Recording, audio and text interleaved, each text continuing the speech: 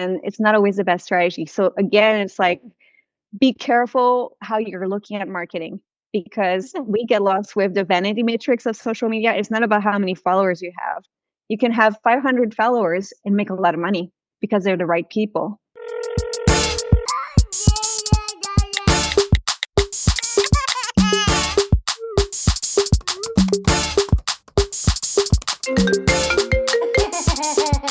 And it's a ticket talking Mazda for the biggest. That's a comma and a comma and a comma. Gotta get it. And it's a ticket talking Mazda for the biggest. That's a comma. Manouchka, Hi, Saríce. nice to see you again. Yes, thank you for having me on this show. You're welcome. I love having our little warm-up coffee chats before it because I always like get to click with a new mom, and we had a really interesting conversation before this podcast.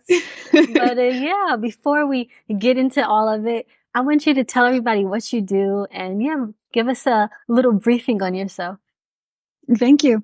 Well, I'm a marketing coach. I'm based out of Switzerland, but I've worked with people from around the world because myself, I've lived a little bit all over the place, from Montreal to Seoul to Singapore. And now I've been back in Switzerland for 4 years. And so now that I've had my baby just a year ago, I actually decided to focus on mom entrepreneurs. So really helping women who have a child, who have a business, and who are finding their ways into how to manage it all and make it work for them on their own terms. And so with the marketing coaching that I do, we look at the best tools for their budget and their objectives, and also like the strategies that they can use in order to really be efficient and make the most out of their marketing. Wow. So I have already so many questions, especially when you like that. I felt like that's like a key word when you said like in their budget, because that's something that a lot of people think like, oh man, like when it comes to marketing, do I have the budget for this? Especially if you're like a up and coming business owner or like, not so seasoned yet. So that's something that you need to take into consideration, because if the profits are that high, you need to stick to the budget. So what are some methods that you have? Like, what are some tips that you have for people who think they don't have the budget to do proper marketing? Yeah. So first, you have to really think about who are their end customers. Who do they really want to speak with? And think back from there, like reverse engineer of what's the best way to communicate with them, what it is that I'm selling, and why it matters to them. And from there, you really see like what's the best strategies to reach them. And a lot of people think, oh, I need a big budget because I'm going to put it towards ads, but it's not always the best way to do it. And so you have to find first who you're talking to, and then you decide which are the best tools. And then there's also some tools that I really like because they're simple to use and they're not very expensive, that are not that well known. And so I'm also like working with things like this, like SendFox, which is for emailing. You only pay it once, and it's about $50. And you just pay once. It's not like a recurring subscription. And I love that kind of thing because that's like a sunk cost for you each month, like something that's recurring. And so unless you're really capitalizing on a big email marketing campaign, you don't need very big, expensive tools. And so you can use things that are very simple and efficient, but you need to know about them first and know how to use them. Yeah. What is the name of that? You said SendFox? I'm not familiar with it. Yeah, SendFox. It actually is from a company called AppSumo, and they do like a lot of different products that are quite interesting. Yeah. Wow. So that's cool. So if you have to use the right tools, then you can just get started and you don't have to have a huge budget. That was something, by the way, that I did. That was a mistake I made per the advice of not such a great marketing coach. She was just like, yeah, use ads. You need to use ads. You don't like, you're new, you're fresh, like nobody knows you use ads. And I just wasted money. And then later someone told me like, yeah, that's terrible. Like you don't start off with ads, with paid ads. Yeah, I mean, it really depends on how much money you have, right? If you have a big budget and you can easily spend $1,000 a month on ads, why not? Exactly. So, but it takes a while too. It's not automatic. right. And there's a learning curve that's 3 to 6 months for ads. So you have to wait through that time and be sure that you have money coming in. Otherwise, you're in trouble, basically. Yeah. Later on, you have to have like that extra money just to bleed out, basically, until they start working. Because I was like, okay, 1 month, 2 months. I was like, this isn't working. But no, and it's discouraging too, because when you're starting out and you're like, okay, I'm going to spend that money, but it's going to be worth it. And then you realize, oh, wait, I'm getting crickets out of it. Like, Yeah, it's shit. not. I was just going to add that with social media, it's also similar because it might not be a lot of money that you're spending, but a lot of time. And for an entrepreneur, like where you're spending your time makes a big difference on what's happening with your business. So if you're spending a lot of your time trying to create posts, reels, or whatever, it doesn't mean it's going to make a difference for your business, but you're spending all of your personal time on these things. And it's not always the best strategy. So again, it's like, be careful how you're looking at marketing because we get lost with the vanity matrix of social media. It's not about how many followers you have. You can have 500 followers and make a lot of money because they're the right people and you're speaking with the right audience. But here again, like most of the time, whatever effort you have on social media without ads to back it up, it's really hard because the business of social media is selling you eyeballs. So they're not going to give you an audience for free, basically. Yeah, oh my gosh, like where were you 2 years ago? But yes, that was another mistake that I made. If you're a person like me that I don't like it. There's some people that they love it. They like Yeah. making videos and reels and TikToks and for me to make a reel, it's like and then people they were like, and then this coach told me, yeah, you have to like put yourself out there and put reels like every day and blah blah blah. And then it was so forced and I didn't like it and it wasn't getting it didn't do anything. And then I was talking to another like mompreneur. It was actually on this podcast. Check out that episode with Andrea Singletary. That was a good one where she told me how she like transformed her business to fit her current situation. She didn't necessarily not like doing like those posts, but she said it wasn't she wasn't getting her return on investment. She had a baby to take care of and everything. So she says, look, I'm going to focus on long form. So she focused on her podcast, long form content, her blog. And if you want to like repurpose that to like short form later, that's okay. But she just stopped doing all of the little things at that period of time when she didn't have time. And it was successful for her. And that's when I just let it go. I was like, oh my gosh, it's like that was the confirmation I needed. And then I just neglected Instagram. Anyways, I didn't really like it. Everyone's like I probably should put more effort into it, but in this season of life, it is what it is, and I much prefer to like. I love YouTube. I like this long form content. I like blogging. So I was like, let me just stick to my strengths. And I don't have a lot of excess energy anyway, so I might as well use it to what is fruitful and enjoyable for me. Definitely. And that's one of the things that when people ask me, like, where should I be? Like, which platforms? I'm like, which one do you enjoy using? Because if you're going to be doing it yourself, it better be fun. Otherwise, there's no point. Exactly. I agree with that. I want to back up a bit because we didn't talk about how you started this. How did you get into this field? I'm curious about that. Well, I have a background in business. That's what I studied, and finance and marketing were kind of my majors. But then I did other things and I got back towards digital marketing with social media, where when I was still living in Singapore, I was the head of social media for the Swiss embassies across Asia. So that was a really interesting job because it was also about public diplomacy, so soft marketing in a way. And then when everything happened in 2020, I came back to Switzerland and I decided to start my own thing basically because I wanted to be able to stay in the mountains and have that kind of lifestyle where I decided my hours. Yeah. And now that I've become a mom, like, I'm just so glad I did that because I see so many that are like, oh, now I'm on maternity leave and it's going to be so short. And I don't want to have someone else dictating how I'm going to live my life. And so that's how I decided to do that transition. And I've had my business for 3 years when I had my son. And I'm still finding my footing. It's still like something where that first year I decided to take things a lot slower because I was able to. And also because I was like, there's only once in my life that my son is going to be turning 1 or that whole first year, right? So I was lucky to be able to just take things slow and also decide how I wanted to pivot my business. Because before I was talking to all entrepreneurs and there was always the question like, should I niche more? Should I niche more? And then I was like, wait, the people I want to work with, and I'm sure about that, it's mom entrepreneurs. So it's not even a question anymore, do I niche or not? It's like, yeah, that's the right thing to do for me. Wow, I love that. And I can really resonate with that journey. I allowed myself to let go because I said, okay, like this is just a season of life I'm in. I care more about motherhood and children and moms. And I was like, oh my God, I just became that person that mom became her identity. And I'm like, whatever, it is what it is. Oh yeah. And that's also who I serve. So Yeah, we just accept it, and life has its seasons. But I think it's not just like we're becoming moms and that's who we are all the time. It's more like we understand the pain points that each other have. It's like Yeah. you understand like how difficult it is to try to eat healthy when you have little ones and you have a job that's taking a lot of your time and all of that, right? So you know how to best advise people in my situation. And likewise, like I understand moms trying to start their business because first of all, that's also what I'm doing.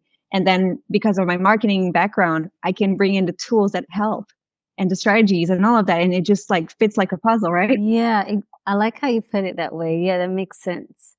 And I have a question for you. Like, since you're an OG in this field, and like with all that, I feel like there's a lot of like fear a bit with AI, ChatGPT, and Yeah. everything. How do you see that in this field? Are there any like trends that we should look out for? Are there any things that we should be taking advantage of as entrepreneurs? Definitely. So don't be scared of it because if you're an entrepreneur, unless you have a field that's really like pure, not even copywriting actually, because even there, like AI can't replace humans as it is today, but it can simplify your job.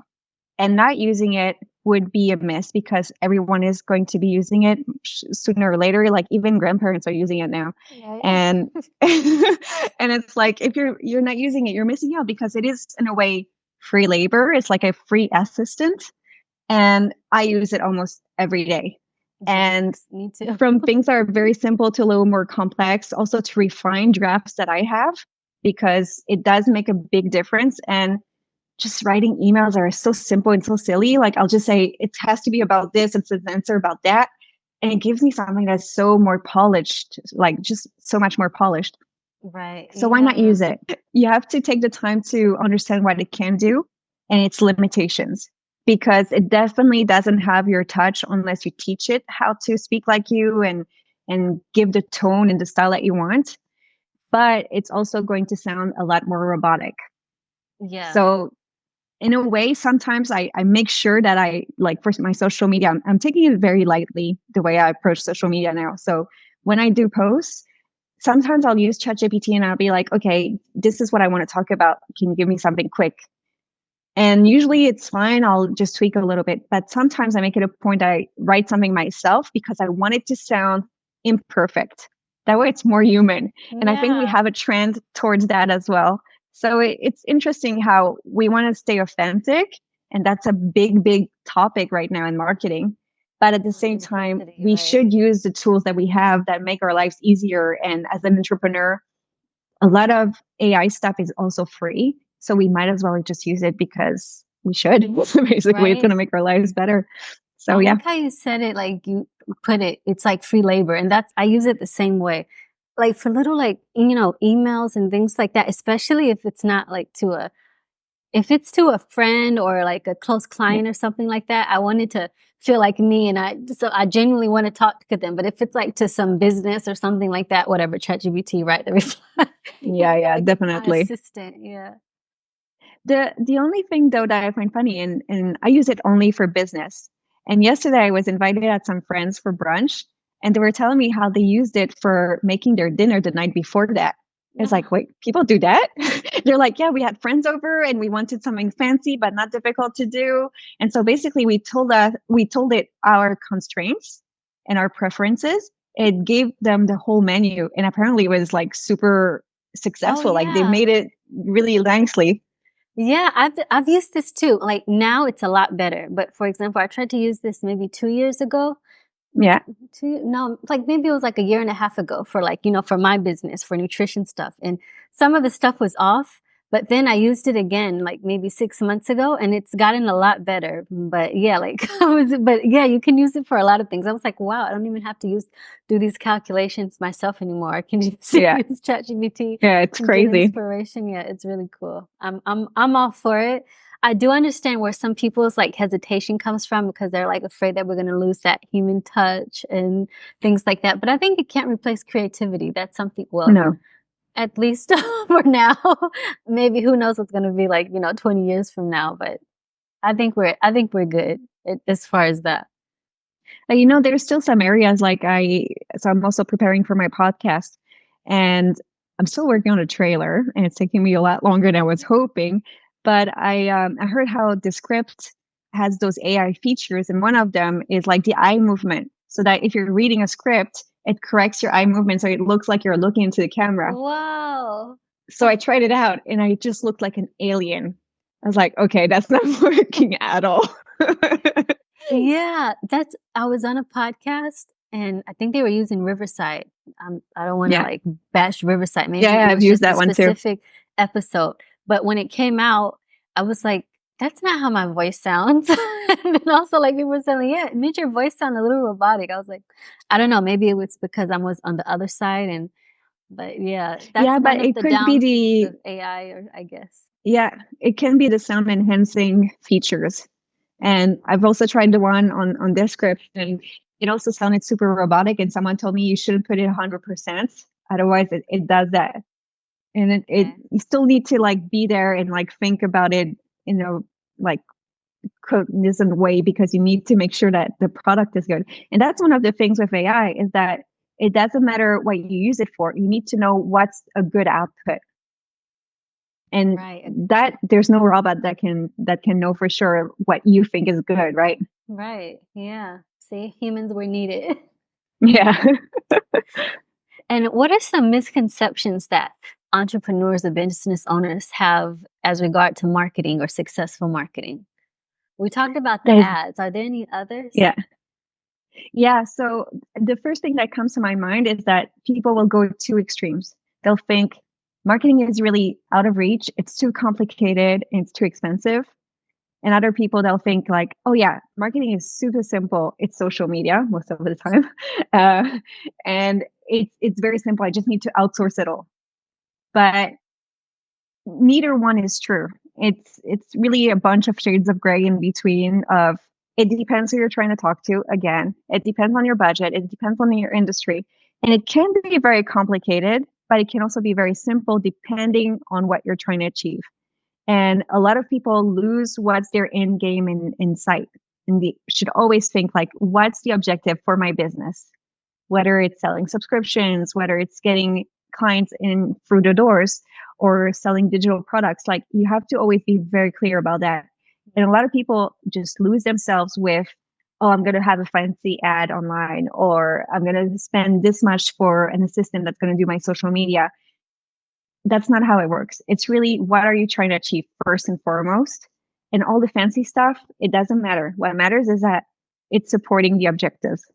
I like that. And it makes so much sense. So I like how my conclusion from what you said so far is that, okay, it depends. So if anybody tells you, oh yeah, you just need to do that, or you just need to do that, it's not. It depends on what your outcome is. So focus on you have to be clear on what your outcome is. And you also have to be clear on your audience. So those are things that before we even get into marketing, at least know who we're talking to and what we're trying to achieve in the end. Because if not, we can kind of get lost in the mix. And that's something that I was guilty with in the beginning, trying to think I'm going to help everyone and, and not sure exactly what I'm doing, what's the outcome going to be. So really, I can tell you know your stuff. But the story about who we're talking to, it's one that's not easy as a business owner, because you're scared of missing out on some customers.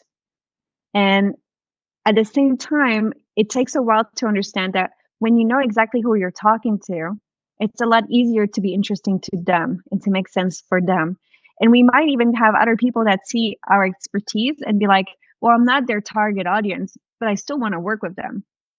And so it doesn't mean you're excluding other people. So you could be focusing on women in nutrition, but then other people who are men see what you're doing and the results that you're achieving, and they're like, oh wait, can I also join in?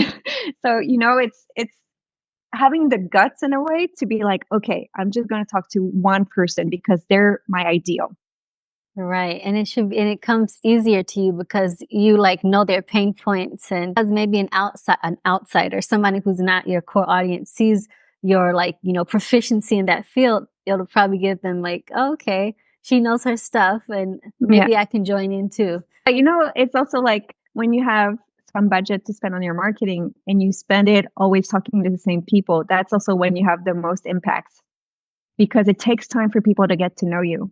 And so if they keep seeing your message, that's when they get little by little more comfortable. And it takes some time before they go from first noticing you to feeling like they trust you and then that they actually want to take action. There's like a whole journey through that. Right. Yeah. Because I think about it from a consumer standpoint. I don't like just see somebody from the first time and I'm like, here, take my money. First you have to like, okay, do they know what they're talking about? Do I resonate with their message? And then after a while, you feel like you know them after consuming so much, I don't know, their content or whatever. And then you kind of trust them. You feel like you know them. Mm-hmm. So that all makes sense. It's a really good insights. Thank you. So now let's go over to like the second part of our conversation and talk a bit about momhood and how do you balance that, if that's even the right word, with your business? Yeah, it's very much a learning in progress. So my son turned 1, 2, 3 weeks ago now. Oh my gosh. And so far, thank you. And so far, he was only being cared for by us and his grandma and sometimes his aunts. And now we're actually going to be working with not a daycare in Switzerland. We call it maman de jour, like daytime moms. So I'm not sure what it's called in English, but basically they have like a few kids in their home and they take care for them for the day or the afternoon. And so we found one. Somewhere like that here, Hoton, like infant home or something like that. But yeah, it's only like 5 kids with the mom in her house. Like exactly. But it's like regular. It is regulated. Yeah. And so we found one just recently, and we're gonna do the trial period now. And I feel like I really need it, not just for my business, but also for myself, because I feel like the exhaustion is just like following me around. Like it's like my shadow now. So I'm constantly on like lacking sleep, even though most of the time he sleeps well. But I need that time where I can also just take care of myself. And so I'm really looking forward to that. Speaking of, what does that look like? Like, okay, you said you're just now getting into that period. Do you have any like self-care routine right now, or is that something that you feel like you'll develop more now when your son starts the daycare? I do have something going on already, because it's not always the same, depending also, on my energy, but I do try to exercise quite regularly. And so at first I was doing it during his nap times during the morning, because that's like his regular nap. And now I do it with him because I want to use his nap for my own time for work and other things like that. And so that switched a little bit. It does mean that exercising is going to take at least double the time that it would if I was doing it by myself. You're so lucky. I tried that and I was just like, no, that's not. I have to get outside of the house. But I know that I have to be super flexible with it. Like it's going to take a lot longer. First of all, because he's going to come over and he's going to try to interact with me while I'm doing stuff, or take my weights, or like just be in my way or whatever. And so there's a lot of like also entertaining him while I'm doing it. And most of the time in the middle, he's like super hungry. And so that's also like, okay, but it works. It takes longer, but it works. Yeah, and you found it. You made it work for you. Good for you. I tried that, and again, I was just like, I had to I told my husband, no, I'm already overstimulated. I need to do something outside of the house. So I just go out. But that's also a good thing. Yeah, definitely. But I see moms on like social media. I'm like, because someone asked me, why don't you just work out when he's taking a nap? So when he's taking a nap, I'm like, I'll either trying to work on my things or like cook or eat or something like that. So or do nothing. And then in the evening, I'm like really tired. I'm like more of a morning person, but in the morning, it didn't work out. He wants me to hold him and he wants to climb to me and take the weights. Then I just lose patience. I'm like, okay. But now we're in a routine now. Wow. Well, this has been such a fun conversation. Manouchka, can you tell people where they can connect with you, or if you have any like cool offers, how they can work with you? Thank you. Well, they can find me on @Hey Boss Mama. So Hey Boss Mama, that's my podcast. And it's also my Instagram. And we also have a Facebook group where people can just connect and share. And it's a group that's very open. So if you have a business and you want to talk about it with other moms, then that's the place to come. Yeah, I just joined it the other day. Yay. So do share about the podcast, share about the work that you do also, because I'm sure a lot of people will find it interesting, and there's other moms and these other people you're trying to speak with, right? Yeah. I just joined the group, and then that was it. That was my You 5 have to minutes of start. Facebook for the month. Yeah, that's difficult, right? Limiting ourselves with social media and stuff when we have kids around. Like that's one of the things I'm really working on right now. But yeah, definitely please join us there because we're here and we're hoping to create conversations around business, motherhood, and everything in between, basically. Awesome. So, Hey Boss Mama, that's the podcast. That's where we can find you on Facebook. Great. So, it Thank was you. such a pleasure to talk with you. I really learned a lot from this conversation. And like I said again, I wish I knew these things 2 years ago. Everybody connect Well, with now you have Manouchka. me. Yeah, exactly. That's what I was saying. Now you're going to be my go-to. Thank you so much. I hope we can do this again. Me too. Bye. And it's a ticket talking Mazda for the biggest. That's a comma and a comma and a comma. Gotta get it, get it. And it's a ticket talking Mazda for the biggest. That's a comma and a comma and a comma. Gotta get it.